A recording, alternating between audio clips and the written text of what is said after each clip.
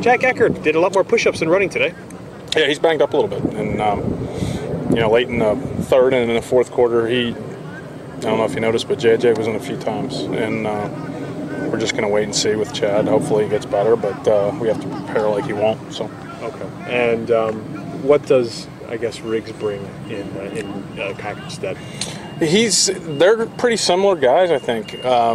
Riggs is a little bigger, but a similar style, I think, of runner. Maybe not quite the quickness of Chad, but maybe brings a little bit more lead too. So I think they're similar in how they would play the game, and I think it wouldn't be much of a change for us. Can I ask you? You can dismiss it as being absurd, but is that just kind of like the consequence of the way that Kaepernick plays, that he can oftentimes will take that kind of punishment? Like, I do remember there were some low shots that he was taking, guys trying to get low to the ground and stop him. He was taking some punishment. You're absolutely right. I don't know.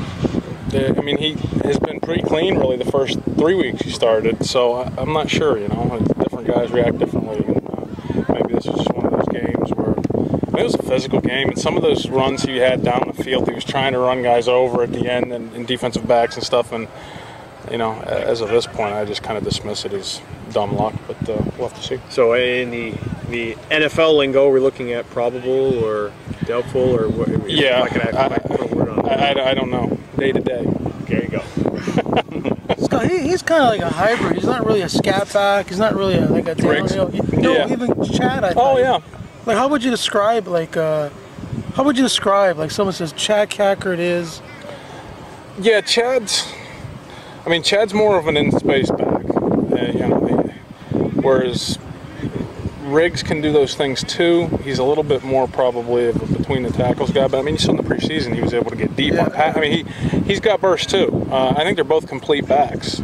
Chad's really good in space and catching the ball out there and making guys miss. And the thing that makes him special is he gets going so quickly. He's from stop to full speed so fast that it makes makes it difficult to get him down out there. So I think they're both a little bit different. Were you impressed with again about Chad in terms of how he was able to stretch the field laterally? Because he was able to go ahead and really pull Tiger-Cats out of position, it seemed. Particularly on his scoring runs, obviously, but just being able to catching balls out of the backfield and come around the edge. The Tiger-Cats couldn't get a hand on him, so as you said, as soon as he was accelerating, he was out on the edge and gone almost. He's doing a nice job at allowing us to get outside, and that's important because when you can only run it inside, they know that, and it makes it more difficult, and obviously they can kind of hunker in. So he's given us some versatility to where he can run it inside like he did on the first touchdown run, or on the last two they were outside, and it makes it harder when you have to defend the whole field. And on top of that, he's catching balls and making guys miss in space. So yeah, obviously we're pleased with him. He's doing his job, and hopefully we can get him healthy for the game. Scott, what do you remember of G. Roy Simon as back in your days as a Terrapin? G-Roy was always a great athlete. We both grew up in Western Pennsylvania, so we had a relationship right from the start. Just football is important to him.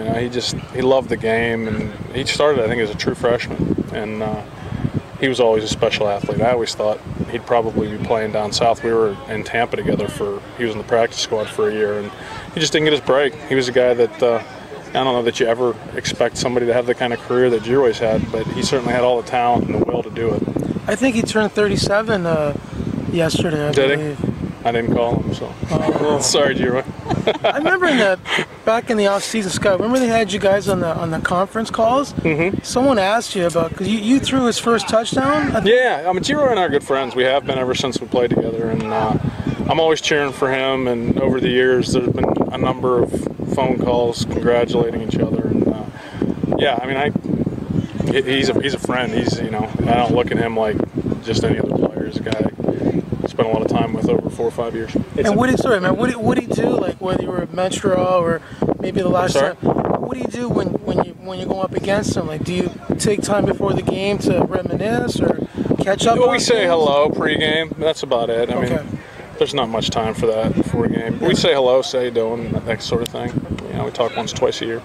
It's kind of impressive, though, what BC has been able to do without G-Roy. They just seem to, they have maybe the deepest receiving core in the league, and they're all young and they're all damn fast. Yeah, they're good. I mean, they're a good football team everywhere, and that's what makes them tough to beat, because you have to play so clean. You can't be a game with a lot of penalties. It can't be a game with turnovers. You just have to play mistake-free football. Yep. And then when you get your opportunities to make plays, you've got to make them. And when they've lost, that's pretty much what's happened to them. When they've won, I think both of us might be 5-0 when we won the turnover battle. So those are the things that are important in football, and they are not going to beat themselves. You've got to go take it from them.